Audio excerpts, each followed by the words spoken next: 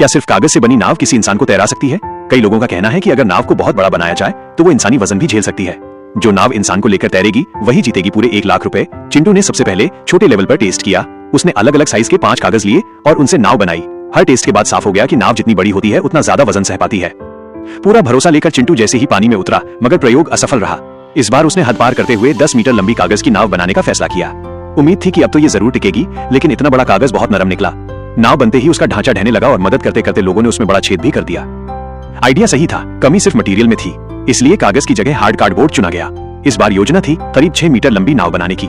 इतने बड़े प्रोजेक्ट के लिए काफी सामान चाहिए था। किस्मत अच्छी थी, ऑनलाइन प्लेटफॉर्म से 2 लाख की सब्सिडी मिल गई, जिससे सारा मटेरियल खरीदा गया। नीचे के हिस्से और फ्रेम को मोटे कार्डबोर्ड से मजबूत किया गया। हर जोड़ बिल्कुल नाप तोलकर फिट किया गया। पूरे दिन की मेहनत के बाद नाव का ढांचा तैयार हो गया। इसके बाद मजबूती बढ़ाने के लिए 4 परतों में कार्डबोर्ड चढ़ाया गया। लेकिन असली सवाल ये था, क्या पानी इन परतों को बख्शेगा? इसलिए सबसे जरूरी था वाटरप्रूफिंग। नाव के अंदर और बाहर हर हिस्से पर वैक्स लगाया गया।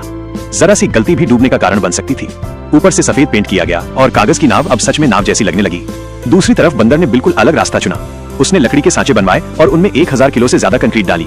2 महीने सूखने के बाद एक भारी भरकम सीमेंट की नाव तैयार थी। अब बारी थी असली परीक्षा की। चिंटू की नाव पर 5 लोग बैठे।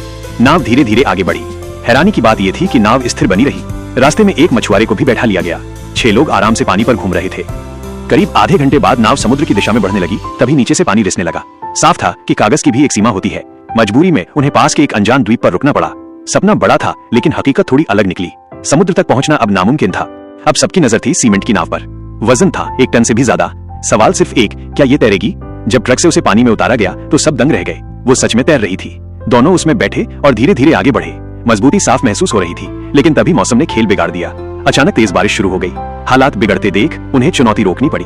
भले ही कोई विजेता तय नहीं हुआ, लेकिन ये प्रयोग एक शानदार अनुभव बन गया।